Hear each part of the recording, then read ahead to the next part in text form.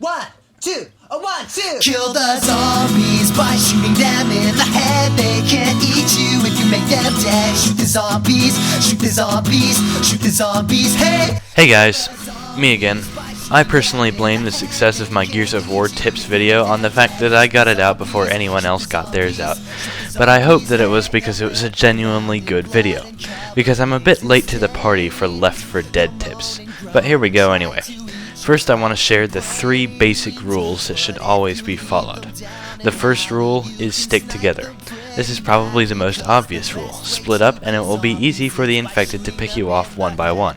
While sticking together, you need to remember that the man on point needs to be crouching so the guy behind him can fire over him.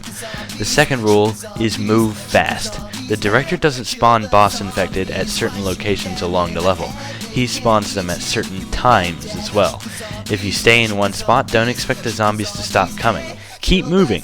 There are instances where you'll need to stop and camp somewhere, like in the finale of a chapter, but most other times you'll need to remember that your objective is not to kill zombies, it's to get to the next safe house. When you stop to heal or gather supplies, do it as fast as you can.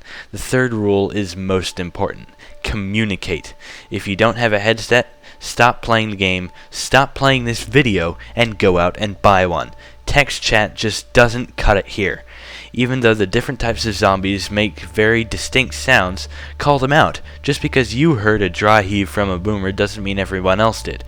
So now that we've got our ground rules out of the way, let's move on to the different types of zombies, starting with the common infected. The common zombie is what you'll be expending most of your ammo on. There are 2 instances where you'll be running into these buggers. First, they're just wandering around, then they don't look like they're in any numbers. You usually don't need more than a pistol to take out a room full of commons. Some rooms can look very open, and if you look at one particular spot, you won't find many zombies. But throw a pipe bomb and it will look like you just lured off a horde. This is why anytime you see a nice open room, throw a pipe bomb.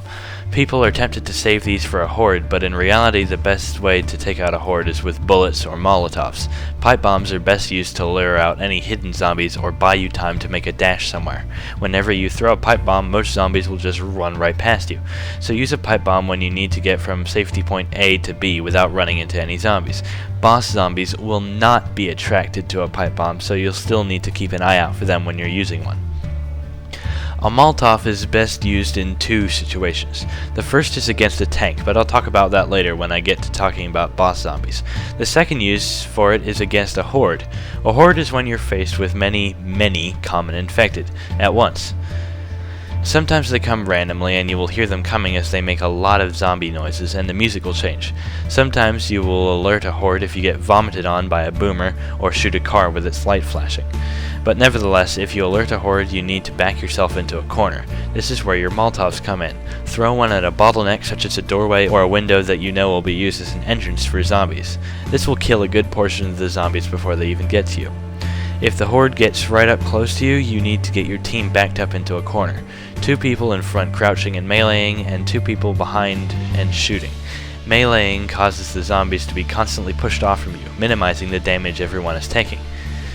Now we know that most of these strategies won't work against boss zombies, so I'm gonna go through all 5 types of boss infected and tell you the best way of dealing with them. First up is the most common type of boss infected, the hunter. Hunters will only end up killing you if there's no one else to push him off. You can't do anything while the hunter is clawing away at you, so you need a buddy to come and rescue you. If you see a hunter and he jumps at you, do not shoot at him. It is possible to take a hunter down in one hit, but only with a headshot, and if he's jumping right at you, that's a very hard shot to make. When the hunter jumps at you, wait till he's a few feet away and hit him with your gun. This will cause him to stagger backwards for a few seconds. Use this time to finish him off. If he doesn't die within a few seconds, hit him again so he keeps staggering back. If you see a buddy getting eaten by a hunter, only shoot him off if you're not using the shotgun. Shoot a hunter off a teammate with a shotgun and you'll end up damaging your teammate too. So if you have a shotgun and you're close enough, hit the hunter off with a melee and then gun him down. If you're not close enough, pull out your sidearm and start unloading. However, if your team is spaced out in such a way that nobody is close enough to hit a hunter off, then something is wrong with your tactics. Hunters can be identified by their growling and the screams they let out every time they leap. Next up is the boomer. He'll vomit on you and attract a horde to your location. If you suddenly turn a corner and you see a boomer right in your face, your first instinct might be to shoot. This is probably the stupidest thing you could do, as when the boomer is shot, he'll explode, and if he explodes near you, you'll have to contend with another horde. When you melee a boomer, he'll stagger back farther than any other type of zombie. So this is so that you can melee him back up and then shoot him. If you use this effectively, then it should put enough distance between you and the boomer to shoot him, and not get fat zombie dude all over you. Boomers can be identified by a puking sound.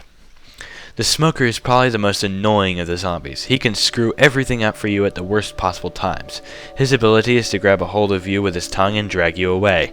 When you're grabbed by the tongue, you have a few seconds to shoot him before you're helpless. So if you catch yourself moving when you're not telling yourself to move, aim where you're being dragged off to and open fire as quickly as possible. It's unlikely that you'll save yourself if you didn't already know where he was, but it's worth a shot. When you see a teammate getting dragged off, your first priority is to save him as fast as possible and then shoot at the smoker. If you're close enough to your buddy, melee him. Yeah, that's right. Hit your teammate in the face with your gun. There isn't any team damage from melees, and this will free him from the smoker's grip. If you're not close enough, then the only way to save him is to kill the smoker. Smokers can be identified by their coughing. Next up is the witch. The witch can be avoided if you're careful, but it's better if you kill her.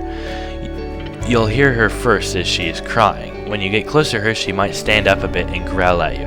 If you're trying to avoid her, increase the distance between you and her as fast as you can. But if you avoid her, then you run the risk of accidentally startling her when you're dealing with something else. If you're playing on expert, as I usually do, the witch will kill you in one hit. Not just down you, but kill you. It is possible, however, to kill the witch in one shot before she becomes a problem. Walk up to her slowly and she'll start to get up. After she gets up and before she starts attacking, shoot her square in the face with either type of shotgun. This will blow her head off, killing her. If the witch is accidentally startled, she will attack only the person who startled her. If she succeeds in killing him, she'll run away. Now this is very important. If this happens, let her go. Don't go running after her, as she may decide to attack you next. The final type of boss infected is arguably the most dangerous one, the tank. Usually you will only encounter a tank every other level or so, but don't count on this as the director is anything but predictable. The tank has two attacks. He can punch you, which will send you flying, or he can throw cars or rubble at you.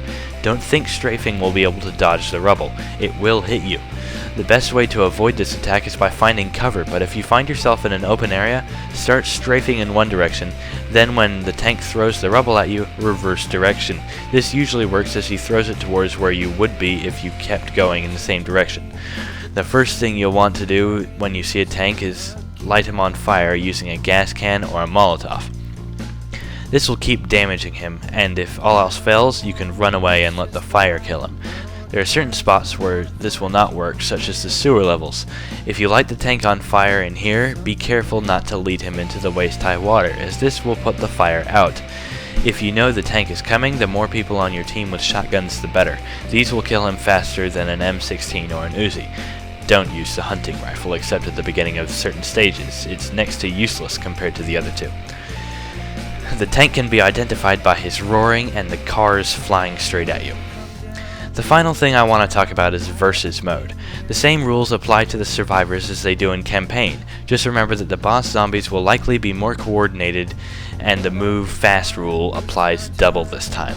When I say move fast, I mean don't stop for more than the time it takes to heal. Another thing to remember is that each zombie has 30 seconds to respawn once they're killed.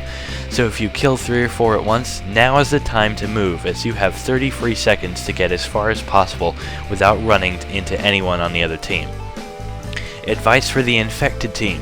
The most important things here are coordination and misdirection.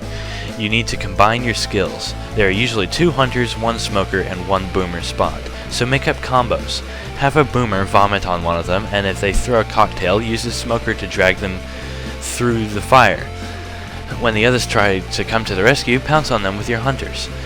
Don't attack the group when they're together. Pouncing on a survivor while he's with his buddy will only buy you about half a second of damage, as you'll get hit off really soon.